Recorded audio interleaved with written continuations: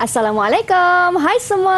Apa khabar? Anda sedang menyaksikan Pentaksiran Bilik Darjah atau lebih dikenali sebagai PBD bersama saya, Syamira Nazir. Di mana pada hari ini kawan-kawan, kita akan berbincangkan tentang PBD dalam pendidikan jasmani untuk murid-murid sekolah menengah. Dan hari ini di studio kita bersama dengan seorang guru yang cukup berpengalaman yang merupakan Ketua Panitia Pendidikan Jasmani dan Pendidikan Kesihatan. Nak tahu siapa beliau? Jom kita saksikan terlebih dahulu Profil Guru.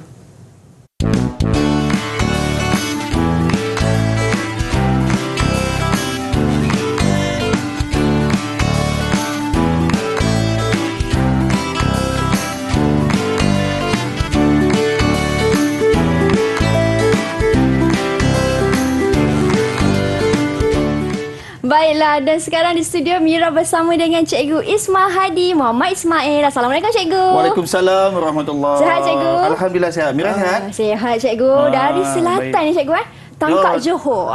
Datang kemari. Jauh tu bawa kereta. Saya bawa kereta. Okey, Cikgu, hari ini Cikgu akan bincangkan tentang PBD dalam pendidikan jasmani untuk murid-murid sekolah menengah. Ya, betul Cikgu Betul. Tetapi sebelum tu Cikgu, Mira pun suka untuk memperkenalkan turut serta bersama dengan kami di studio jurubahasa isyarat iaitu Cikgu Syazlin binti Sulaiman dari SK Pendidikan Khas Melaka. Apa khabar Cikgu Syazlin? Sihat Cikgu? Terima kasih Cikgu kerana sudi bersama dengan kami.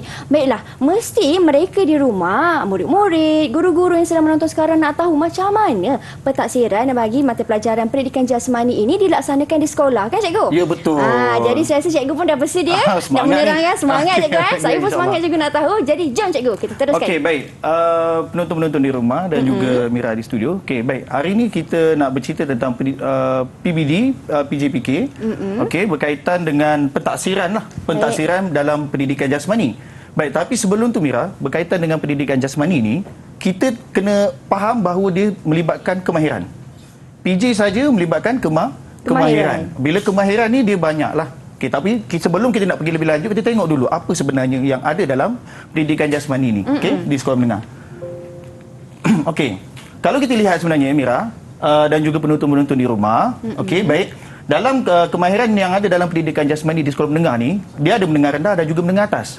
Okey, menengah rendah dan juga menengah atas. Okey, kalau kita lihat di menengah rendah, dia ada ada 5 di bahagian bidang kemahiran dan juga bidang kecergasan dia ada satu lah. Jadi kalau kita lihat di bidang dia ada gimnastik, bidang kemahiran ya, gimnastik, pergerakan berirama, permainan, olahraga asas dan seterusnya berkaitan dengan rekreasi dan juga kesegangan. Tetapi di menengah atas kita lihat dia dah tinggal sikit. Iaitu dia tak ada gimnastik asas dan tak ada olahraga asas. Jadi di sini kalau kita lihat, kedua-duanya bila kita lihat dalam tempoh setahun murid-murid belajar atau dalam tempoh 5 tahun belajar di sekolah, murid-murid ni ada 13 permainan. 13 permainan yang perlu mereka pelajari.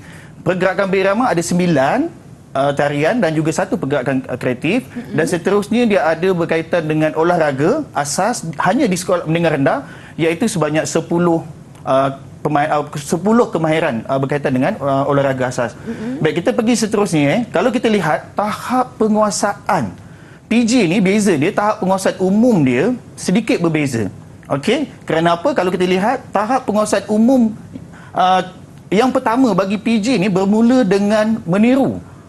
Bermula dengan meniru dan juga melakukan perkara asas. Itu ialah TP yang pertama. Maksudnya kalau macam contoh kita nak bagi kemahiran bola sepak. Contoh kemahiran bola sepak. Pelajar ni hanya tiru je. Betul tak betul, yang penting perbuatan. Ada pelakuan. Jadi itu dianggap melepasi tahap pertama lah. Kemudian yang tahap yang kedua memahami dan melakukan kemahiran atau aktiviti fizikal. Kemudian yang tahap ketiga dia kena aplikasi. Aplikasi dan melakukan kemahiran dalam aktiviti fizikal. Tahap yang keempat dia berkaitan dengan mengaplikasikan dan melakukan kemahiran atau aktiviti fizikal dengan betul. Kalau kita lihat tahap yang keempat tu baru dia minta pelakuan tu betul. Yang asas tadi tak betul pun tak apa. Tapi dia masih diberi tahap penguasaan. Kita masih lagi boleh mentaksi murid. Kemudian yang kelima, merancang untuk meningkatkan prestasi. Dan yang terakhir, tahap penguasaan umum yang keenam bagi pendidikan jasmani ialah membuat refleksi untuk meningkatkan prestasi dan amalan gaya hidup sihat. Maksudnya permainan ataupun apa yang mereka pelajari itu boleh dilakukan di rumah. Jadikan rutin. Baik, kalau kita lihat, proses dia dalam proses PDP PJPK ni, pertama guru merancang dan mengajar. Kemudian murid belajar menguasai kemahiran dan terakhir hasil kerja murid itu ditaksir sama ada pelakuan ataupun hasil kerja yang lain lah. Okey, kemudian kalau kita lihat peranan guru, kita ada standard kandungan dan juga standard pembelajaran. Okey. Dan prestasi murid ni diukur berdasarkan standard prestasi itu yang dianggap sebagai kemajuan bagi murid ataupun proses perkembangan dia lah, tahap penguasaan dia. Ini peranan guru dan juga murid dalam satu proses tu. Okey. Baik, kita lihat pula. Okey, baik.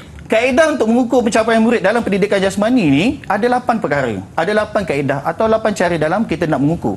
Okey, yang pertama, prestasi kemahiran murid kita ukur, iaitu pelakuan. Senarai sema, kita boleh gunakan kaedah senarai sema untuk menentukan pelakuan murid dah capai belum, dah boleh sepak, boleh menanduk dan sebagainya, contoh.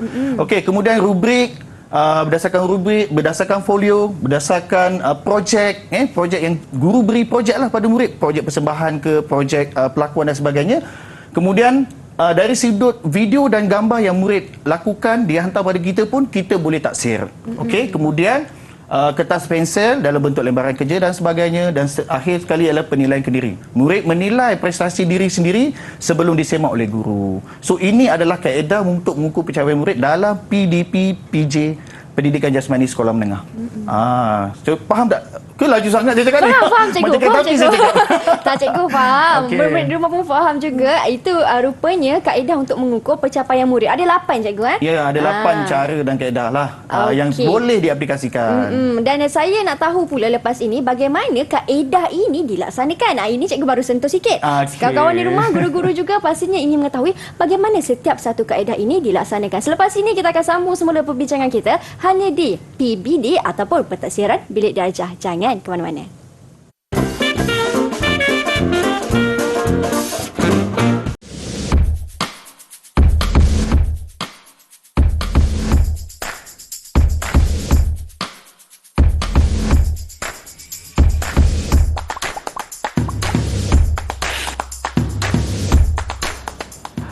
Assalamualaikum warahmatullahi wabarakatuh. Salam sejahtera, what's up everybody. Saya Akmal Nazri, selamat datang ke Pentaksiran Psikometrik.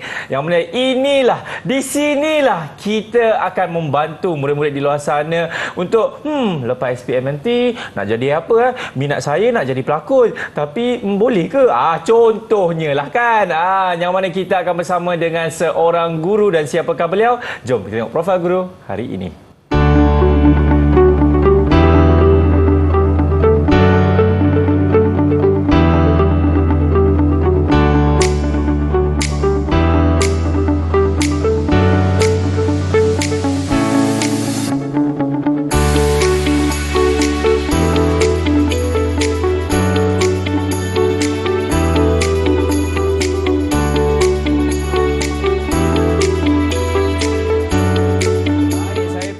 Anda pun dah lihat profil guru yang akan bersama dengan saya kali ini. Tapi sebelum tu saya juga ingin memperkenalkan juru bahasa isyarat kita. Tak lain tak bukan iaitu Cikgu Kulina. Apa khabar Cikgu Kulina? Sihat?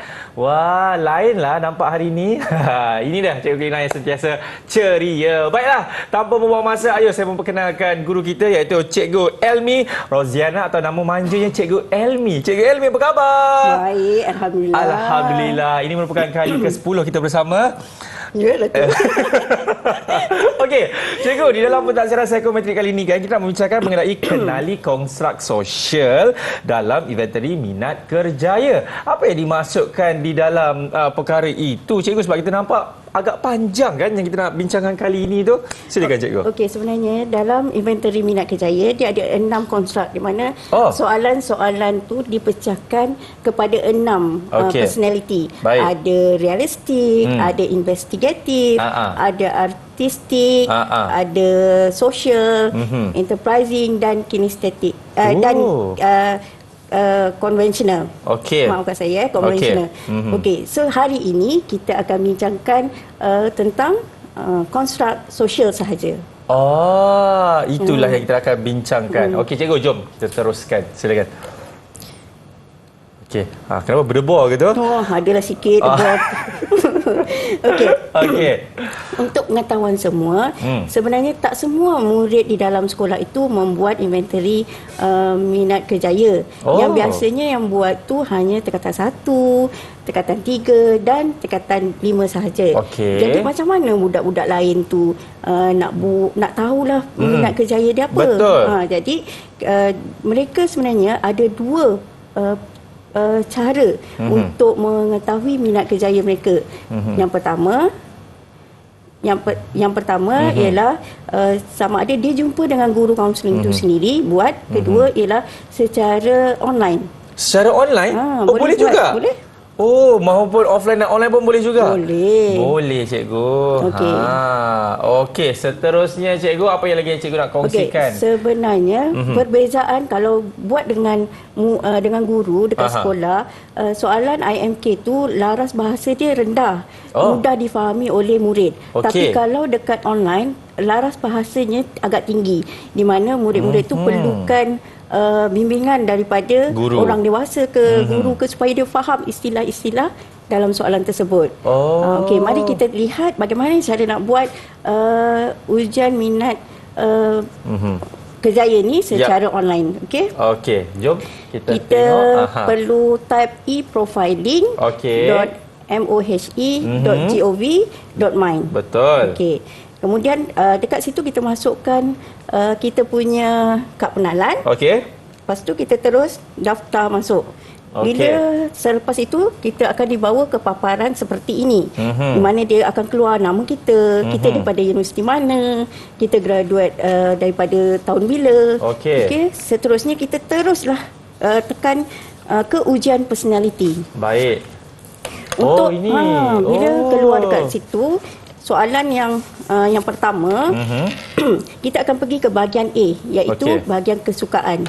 Ada 60 soalan dalam bahagian kesukaan ni. Okey, katakanlah anda suka perkara tersebut, klik ya. Kalau tak suka, klik tidak. Kalau tengah-tengah, tidak ada. Hanya tak satu ada. saja. Hanya Ya ada atau ya ataupun tidak. Okey, contohlah kan. Suka tak, contohnya, suka tak baiki alat elektrik? Ya. Ya, klik ya. Kalau tidak, klik tidak. Klik tidak. Okey, bila dah habis 60 soalan, klik seterusnya. Okey, dia akan pergi ke bahagian B, iaitu bahagian kecekapan. Ada 60 soalan juga. Okey. Bila 60 soalan tu, dia kena tandakan ya kalau dia tahu nak buat benda tu ataupun dia nak belajar tentang perkara itu. Contohnya, tahu tak cara-cara memperbaiki perabot? Ya. Tandakan ya.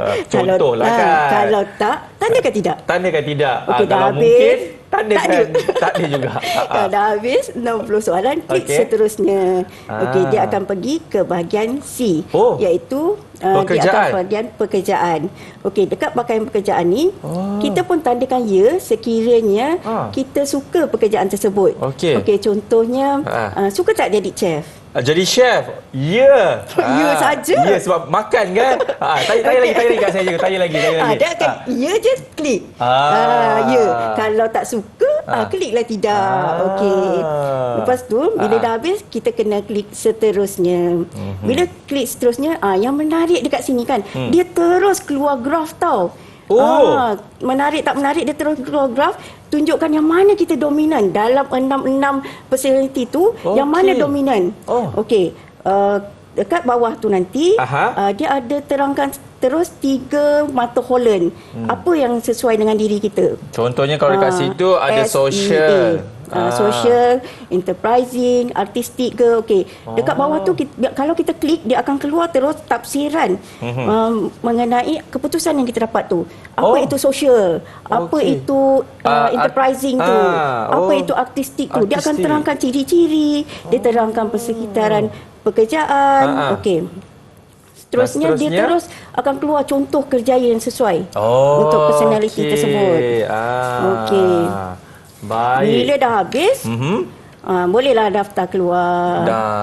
Okey. Tapi cikgu, saya nak tahu juga, sebenarnya kita tadi sering mengungkapkan satu perkataan iaitu personality kan. Apa yang sebenarnya dimaksudkan personality? personality ni adalah apa yang kita lihat orang tu, gaya dia duduk, gaya dia cakap, gaya dia jalan tu macam mana.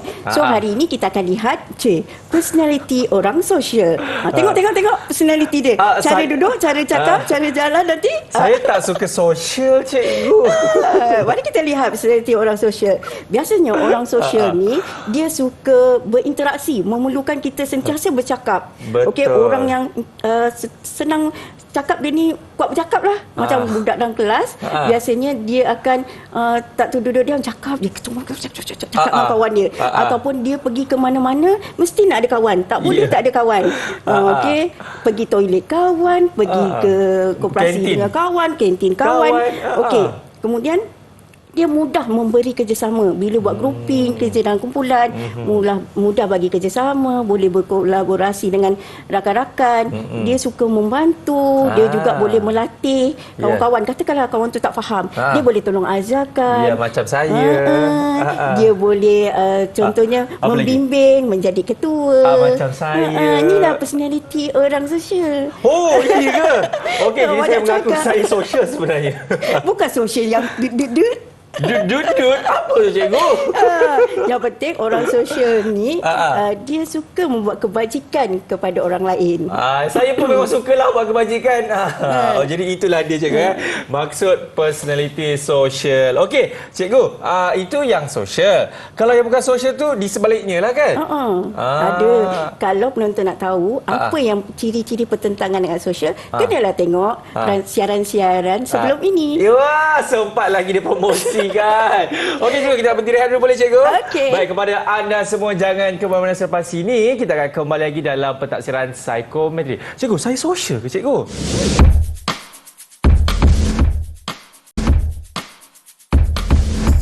Alright, masih lagi menyaksikan pentaksiran psikometrik bersama dengan saya pengacara yang sebenarnya tak sosial sangat, iaitu Akmal Nazri dan juga Cikgu Elmi kita. Ya, cikgu. Jom kita sama je kita punya perbincangan, boleh ke?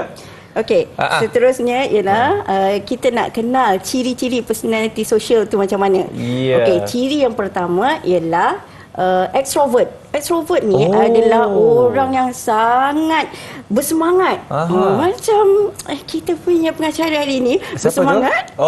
Syamira Nazir. Okey, orangnya bersemangat, aktif.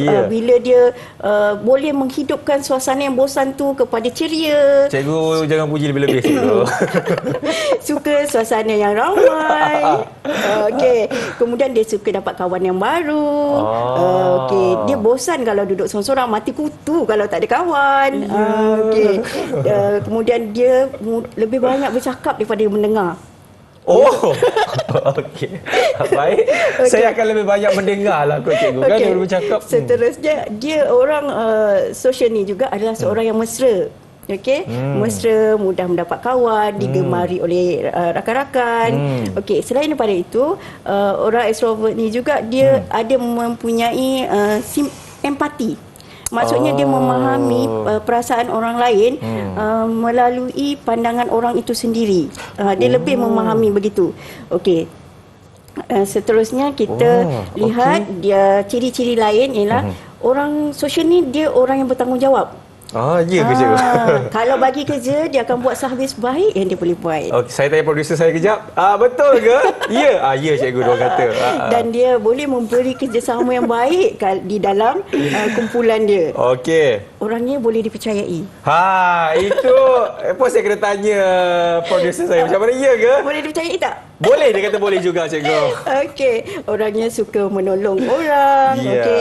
Ada ciri lain yang saya tak masukkan dalam slide di situ adalah orangnya sabar. Orangnya sabar? Itu saya setuju cikgu. Sabar. Dan Subhanallah, orangnya sangat baik hati. Alhamdulillah. Okay. Kau boleh janganlah kamera tu asyik zoom kat sini je lah. Kena zoom lah kat cikgu, ya. Okey. Seterusnya cikgu. Seterusnya, mari kita lihat contoh personality sosial. Ya. Saksikan video ini. Okey, jom.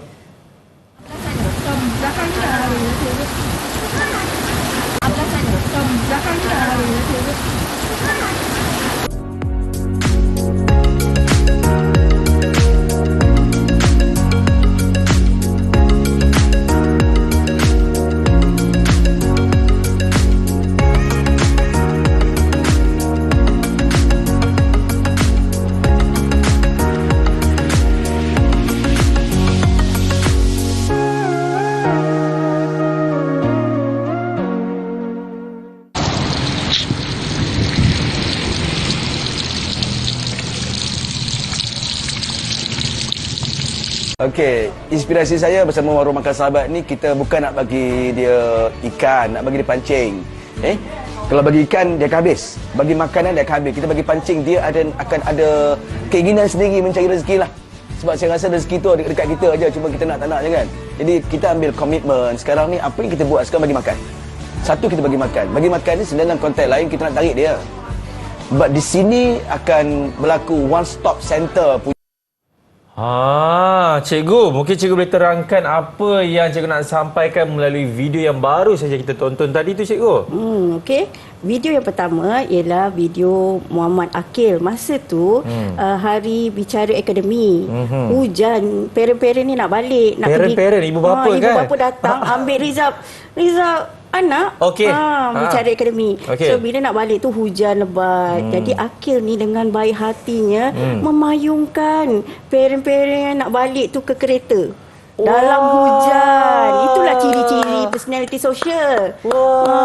Baik hati kan dia? Ya, dan kejutan untuk cikgu, kita ada dengan Akil sekarang ni di panggilan. Hello Akil. Oh, terputuslah cikgu panggilannya. Surprise. Okay. Surprise. Okey. Yang kedua itu dia adalah daripada Akademi YouTuber, di mana guru-guru daripada Akademi YouTuber, contohnya panitia ataupun unit bimbingan kaunseling, saya salah seorang daripada ahlinya. Kami telah pun dididik oleh Akademi YouTuber untuk membuat video-video secara percuma kepada semua. Okey, video yang ketiga itu adalah video daripada PK, iaitu Persatuan Kaunselor Pendidikan Malaysia, di mana mereka mengumpulkan dana untuk memberi bantuan kepada golongan yang memerlukan, buat tangki air, masjid dan sebagainya. Dan video yang keempat ialah Encik Harun Abu Bakar, ataupun dikenali dengan Cikgu Jingo. Dia adalah sukarelawan yang menubuhkan warung makan sahabat di Coket untuk golongan jalanan. Okey. Baik, itulah dia. Okey. Seterusnya saya bagi tentang contoh kerjaya sosial itu sendiri. Okey.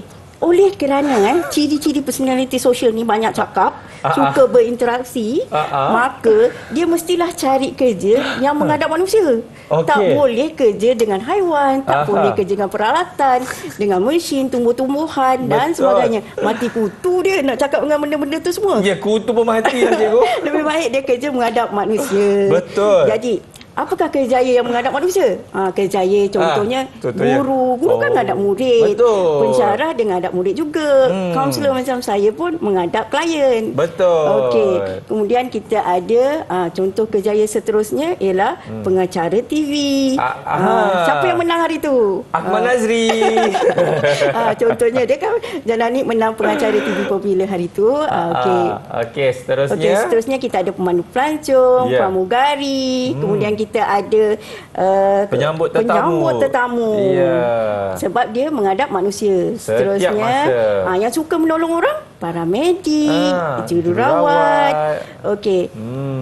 Seterusnya influencer. Kan kena banyak cakap, memperkenalkan produk-produk. Contohnya macam Datuk Siti Nurhaliza. Ya, kita ada Datuk Siti Nurhaliza. Lepas tu ni cikgu, idola saya Din. Kenal Din?